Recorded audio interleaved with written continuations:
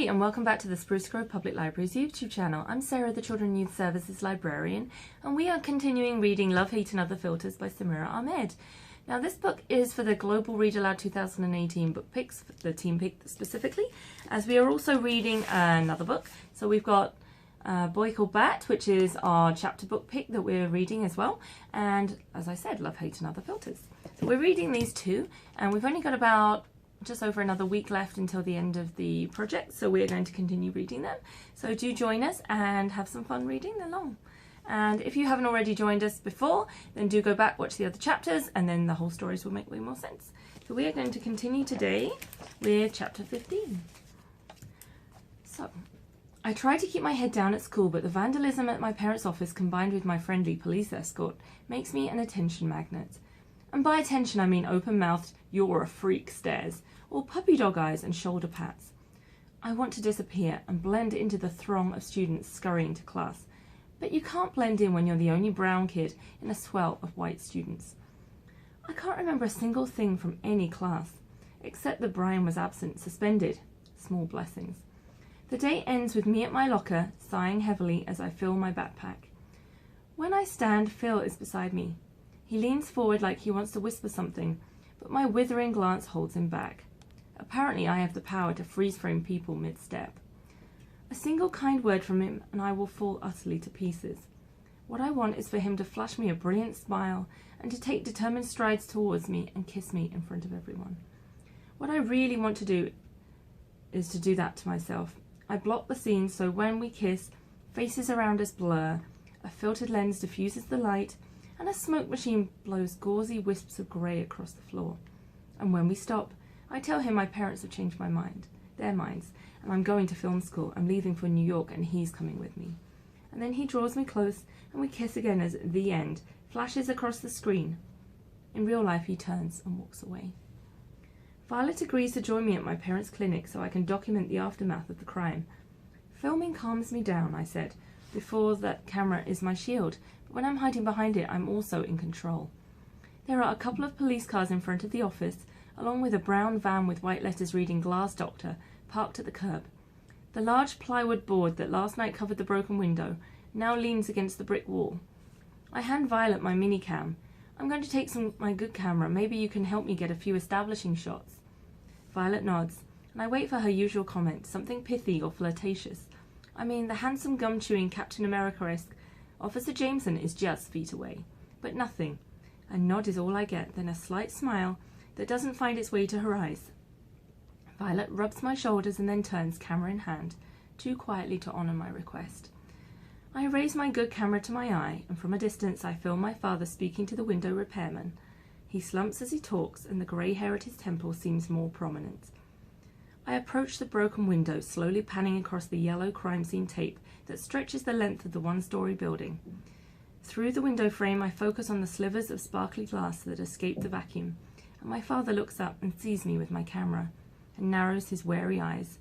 Then he just nods, probably too tired to argue with me about this not being the right place or time to film. But what he doesn't get is this is exactly the right time to film. I walk into the waiting room, camera on, and I greet Rose, the receptionist, who's been with my parents' practice since the beginning. She looks up and smiles into my lens and then pretends to engross herself in her work.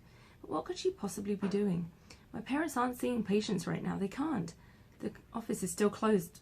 Maybe it's habit. After years of watching me film, Rose is happy to play along, to star or cameo, and I promise her a shout-out if I ever win an Oscar. I'm not exactly sure what it is I want to do with the film. Right now, I take as much raw footage as possible. There's maybe a short doc in all this, one I could even enter in a student film festival. Something positive has to come from this senselessness. My mum walks into the waiting room with the same drawn face she's worn since yesterday. "Maya, why are you filming? We don't need memories of this," and she trails off. Her voice has run out of batteries.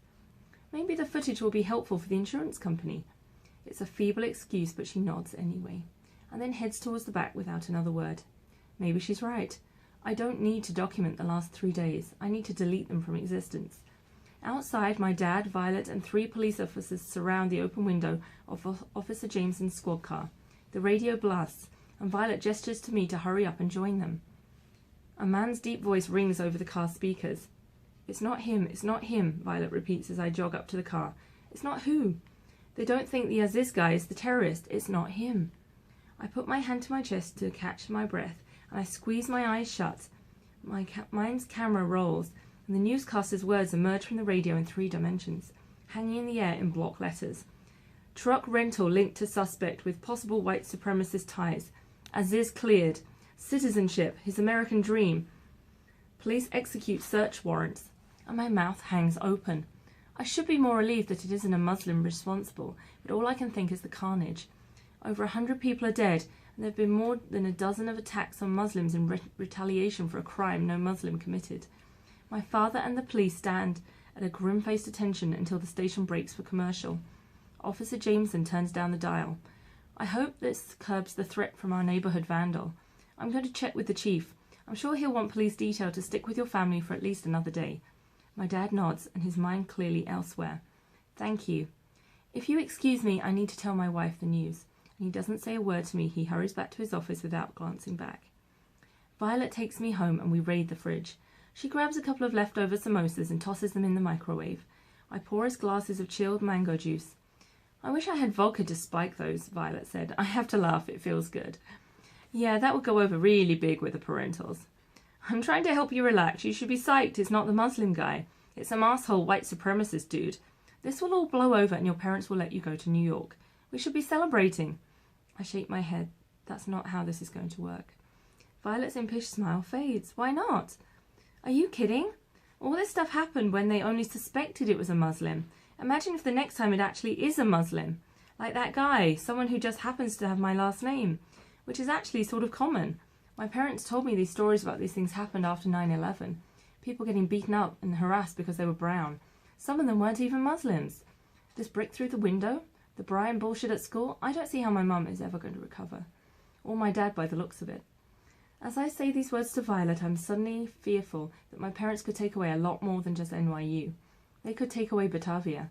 They could insist we move somewhere else and start over. Maybe your aunt can talk to your mum, Violet says softly. My mum's still pissed at her for aiding and abetting on the whole applying to NYU thing, and I slump back in my chair. I can't ask Hina for anything else, besides she has her own life. Violet takes a bite out of the samosa in front of her and gulps down her juice. I know it's bleak, but don't give up, we'll find a way. I'm silent and I give my head a little shake. What's stopping you, she demands. It's a simple question, but there's no simple answer. And that infuriates me. I can't do whatever I want. I can't be whoever I want. No matter what, someone I love will get hurt. And that's the end of our chapter for today. So thanks for joining us. We'll have more chapters soon and we'll finish the book.